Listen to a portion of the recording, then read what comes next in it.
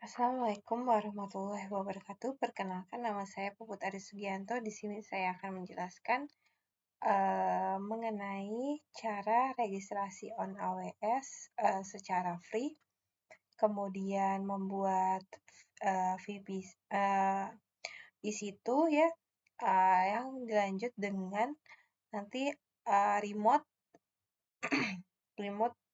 VPS-nya dari Putih. Untuk yang pertama-tama, saya akan menjelaskan mengenai registration on AWS. Nah, sebelum itu akan saya jelaskan dulu AWS Free Trial.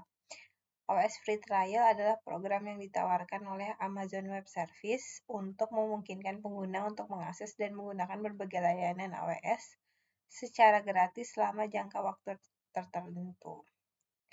Program ini dirancang untuk membantu pengguna mencoba layanan AWS tanpa biaya sebelum mereka memutuskan untuk berlangganan layanan berbayar. Sebelum mendaftar pada AWS, siapkan data pribadi dan juga informasi nomor kartu, debit card, Visa, atau Mastercard beserta CVV-nya. Berikut beberapa langkah untuk mendaftar AWS Free Trial.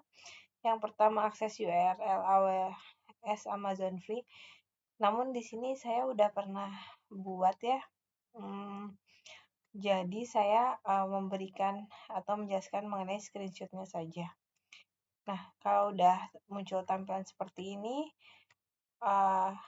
klik button create an AWS account, kemudian nanti muncul tampilannya ini, ada sign up for AWS, ya. Jadi di sini nanti kita input emailnya, terus account name-nya, baru kalau udah klik button verify email address, kemudian selanjutnya akan muncul tampilan seperti ini, yaitu verifikasi ke email ya. Nanti akan dikirimkan kode ke emailnya. Kita isi sesuai yang dikirimkan ke email, kemudian klik button verify. Nah, kalau udah, nanti kita diminta untuk memasukkan password. Di sini kita masukkan user passwordnya, terus confirm root user passwordnya apa, bisa lanjut ke step selanjutnya. Nah, kemudian di sini untuk root passwordnya harap diingat bahwa kita perlu ada huruf kapital, huruf kecil, angka, sama karakter selain alfabet dan angka, yaitu special karakter ya maksudnya. Nah, seperti ini. Nanti kita diminta untuk input password, kemudian klik button continue. Nah, disinilah baru di halaman ini kita akan memasukkan data pribadi kita. Di sini data pribadi kita diisi, kemudian dari full name sampai alamat. Nah, terus jangan lupa di plan-nya itu dipilih personal ya, karena ini merupakan project pribadi sehingga kita bisa pilih personal aja. Nah, terus setelah semua field pribadi diisi, jangan lupa nih checkbox-nya juga dicentang. Ini untuk term and condition-nya. Kemudian kita klik button selanjutnya ya, continue. Disinilah kita masukkan debit card, Visa, Mastercard, atau jenis kartu lainnya. Kalau udah diisi semua informasinya, bisa kita lanjut verify and continue. Kemudian juga di sini ada lagi disuruh diisi country code, mobile phone number, sama captcha ya, diisi sesuai gambar. Selanjutnya itu nanti akan ada SMS ke nomor kita. Nah, SMS inilah yang nanti akan disesuaikan gitu. SMS ini yang nantinya PIN-nya atau OTP-nya kita masukkan di sini. Nah, setelah itu tuh kita ada masuk lagi nih ke halaman yang selanjutnya, pilih mau support plan-nya apa, mau basic, free, atau developer support atau business support. Nah, ini yang nanti ada harganya ya. Kalau ini basic aja, free. Karena pengguna baru kita coba-coba dengan AWS terlebih dahulu. Aksesnya juga sepanjang waktu kan. Jadi kita bisa belajar dari sini dulu. Kalau udah, klik button complete sign up. Nah, nanti di sini ada tulisan bahwa kita berhasil sign up nih. Kita berhasil sign up, kemudian kita login menggunakan root user, masukkan email dan passwordnya ya. Nah, kalau udah, nanti kita akan berhasil masuk ke dashboardnya seperti ini, kayak gitu. Ini udah berhasil sign up dan udah berhasil login. Nah, terus kita mau coba untuk membuat VPS ya, EC2. Nah, tapi sebelum itu tuh sedikit menjelaskan mengenai EC2. EC2 adalah Elastic Compute Cloud atau layanan cloud yang disediakan oleh Amazon Web Service yang memungkinkan pengguna untuk menjalankan aplikasi di server virtual yang dapat diskalakan. EC2 dirancang untuk membuat web scale cloud computing menjadi lebih mudah bagi developer. Nah, ini tuh VPS ya. Nanti kita bisa akses remote dengan SSH. Kemudian langkah-langkahnya seperti biasa tadi login dulu, masukin password, terus kita nanti kita cari sebelum bikin EC2 kita akan setting dulu VPC-nya. Ini kita bikin manual karena kita nggak buat default ya. Sebenarnya bisa default langsung bikin EC2-nya, cuman di sini kita akan mencoba bikin dari VPC. VPC-nya manual. Terus kita coba cari VPC, kemudian klik VPC-nya. Nah, di sini nanti lanjut ke button create VPC. Di sini tuh memilih radio button VPC only ya. Karena opsi ini memungkinkan saya untuk membuat VPC tanpa komponen jaringan lainnya. Saya akan membuat jaringan dasar yang terdiri dari rentang alamat IP tertentu. Jadi di sini tuh IP-nya bisa kita setting sendiri. Nah, ini cocok untuk pengguna yang ingin memiliki kontrol penuh atas konfigurasi jaringan dan yang ingin mengatur setiap komponen jaringan secara manual sesuai kebutuhan spesifik kita. Di sini tuh saya akan membuatnya IP private class C dengan prefix 24 ya. Nah, bisa diikuti aja ini VPC only, terus namanya itu nama kita, nama saya sendiri. Terus IP 4-nya manual input. Jadi IP 4-nya ini bisa pilih sendiri mau IP private apa ya IP-nya gitu. Di sini saya pilih yang 192.168.280. Terus prefixnya juga bisa kita pilih mau 16 sampai 28 gitu. Nah, selanjutnya di sini untuk teksnya nah, lanjut create VPC. Ini udah berhasil dibuat ya VPC-nya. Namun ini baru VPC, belum ada subnet, belum ada root table, seperti itu. Security groupnya juga belum ada. Nah, kita ini akan setting sendiri manual. Kita bikin subnetnya. Klik yang ada di tab kiri. Terus udah gitu nanti create subnet. Terus VPC-nya kita pakai yang tadi udah dibuat ya. Jadi kita koneksikan atau sambungkan. Kita bikin subnetnya di dalam VPC tersebut. Nah, di sini import form pengisian klip subnet seperti gambar berikut. Seperti gambar yang saya tunjukkan. Klik button create subnet. Di sini saya menginput IPv4 subnet SCIDR block dengan 192.168.280/26. Nah, di sini tuh subnetnya dengan prefix /26 memungkinkan saya untuk memiliki 4 subnet dalam satu VPC. Rentang-rentang yang mungkin lainnya dalam VPC ini bisa seperti kan .0, 64, 128, 192. Kita sudah pernah pelajari IP ini di semester sebelumnya. Kemudian kalau udah kita buat create subnetnya, berhasil membuat subnet, terus selanjutnya itu membuat internet gateway, karena internet gateway memungkinkan instance di dalam subnet publik di VPC untuk mengakses internet. Pada tab kiri, klik menu internet gateway. Nah, di sini kita klik internet gateway, terus create internet gateway. Nah, ini namanya juga bisa diisi bebas, teksnya juga bebas, terus create internet gateway. Nah, tapi ini belum tersambung ya dengan VPC yang udah kita buat, jadi kita mesti attach to a VPC. Lakukan attach to VPC dengan yang udah kita buat tadi VPC-nya agar tersambung ya. Nah, ini berhasil udah nyambung ke VPC yang udah dibuat.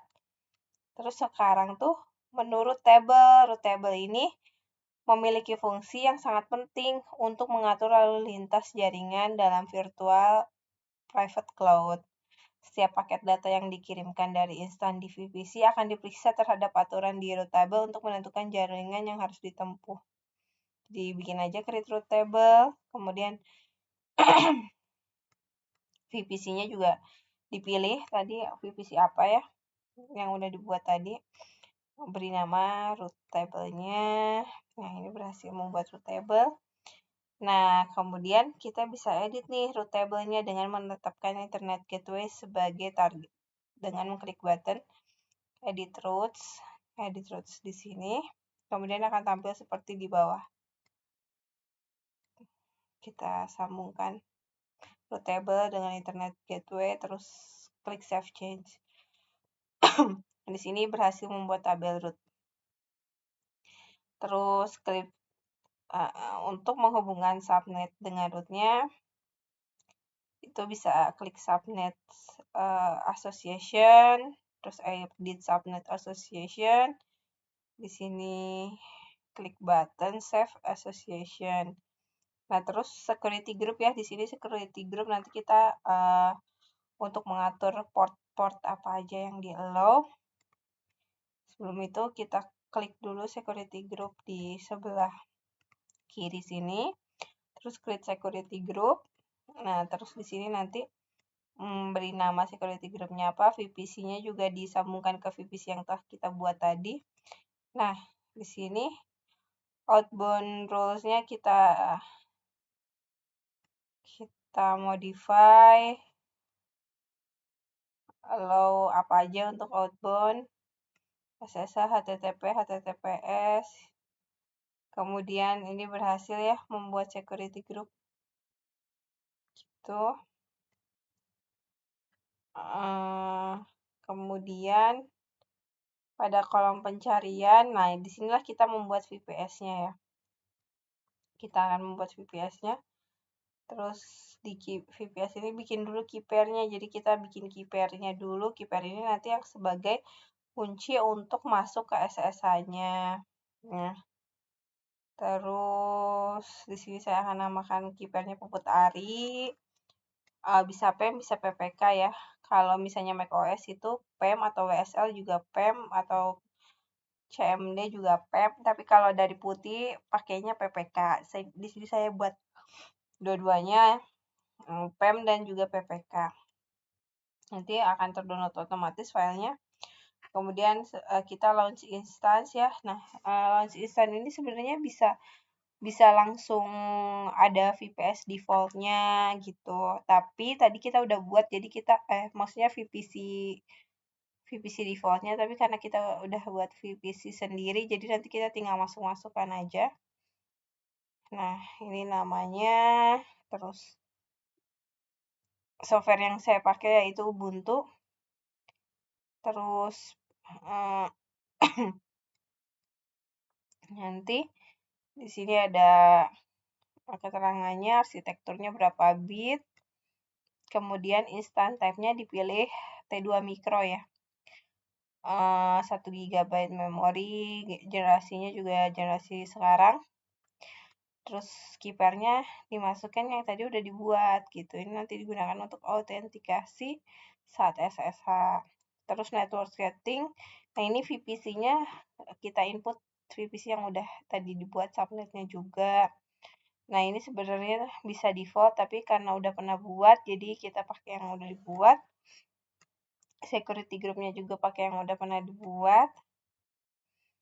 Kemudian untuk konfigurasi storage-nya kita pakai 10 GB saja.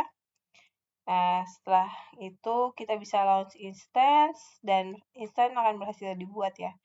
Di sini instance saya udah lagi initializing, di sini masih loading gitu. Nah, nanti kalau misalnya udah selesai, kita bisa cek ya SSH-nya.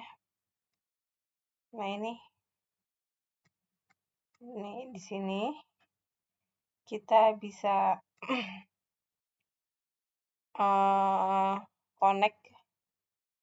connect langsung. Nah, bisa dilihat public IP address-nya berapa dan IP address-nya berapa ya, sesuai yang tadi dibuat di VPC subnetting-nya. Ini cara-caranya untuk SSH ya. Nah, kalau di sini saya akan mencoba menggunakan, kalau ini menggunakan terminal, nanti saya cobanya menggunakan putih. Nah, kalau terminal itu buka aplikasi terminal, buka kipernya itu tadi ada di mana. Kemudian chmod dulu untuk akses. Nah, terus barulah jalankan SSH min-i nama kipernya, dan ini adalah user dan IP publiknya ya. Ini berhasil. Nah, kalau jalankan putih saya coba buka. Terus di sini SSH. Oh, hostname-nya saya masukkan dulu. Sebelum itu saya coba copy dari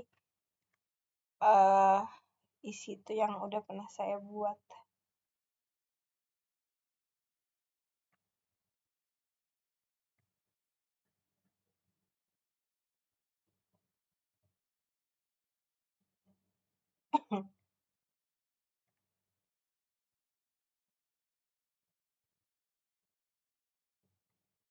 Ini instance-nya yang udah saya buat. Kemudian ini instance-nya. Oh, ini IP-nya. Kemudian SSH out kredensial saya masukin PPK.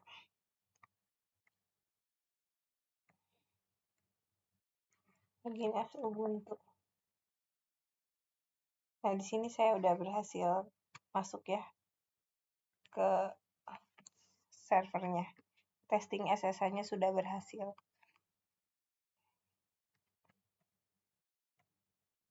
Nah, di sini juga, kalau di sini tadi saya convert dulu dari PEM ke PPK. Itu menggunakan putih-gen. Kemudian not private key dari PEM ini nanti di-convert jadi PPK. Nah, ini connect-nya udah berhasil, udah saya lihatkan juga. Nah, ini berhasil menyambungkan ke VPS. Nah, kesimpulannya adalah proses registrasi AWS Free Tier memungkinkan pengguna untuk menggunakan berbagai layanan AWS tanpa biaya selama 12 bulan dengan batasan tertentu. Setelah berhasil registrasi, pengguna dapat menginstal EC2 instance yang berkaitan dengan konfigurasi VPC, Virtual Private Cloud. Nah, pertama caranya itu kita buat dulu ya VPC-nya untuk mengisolasi jaringan yang aman. Selanjutnya itu kita sambungkan ke internet gateway, ke VPC. Jadi sambungkan internet gateway ke VPC untuk memungkinkan akses internet biar si nanti bisa menyambungkan ke internet si VPC-nya itu. Kemudian, konfigurasi routable untuk mengarahkan lalu lintas internet melalui Internet Gateway. Nah, pastikan untuk menambah rute yang sesuai agar EC2 instan dapat berkomunikasi dengan jaringan luar. Setelah itu, buat security group yang menentukan aturan lalu lintas masuk dan keluar untuk EC2 instan. Misalnya, izinkan port 22 untuk akses SSH. SSH itu tadi remote. Terakhir, setelah instan EC2 berjalan, lakukan testing akses SSH dengan menggunakan keeper yang telah dibuat saat instan diciptakan. Jika semua konfigurasi telah dilakukan dengan benar, maka pengguna akan dapat mengakses instan EC2 melalui SSH dari terminal lokal. Sudah dibuktikan bahwa ini bisa diakses dari terminal lokal ya, di remote dari terminal lokal. Mungkin cukup sekian penjelasan dari saya. Terima kasih atas perhatiannya. Wassalamualaikum warahmatullahi wabarakatuh.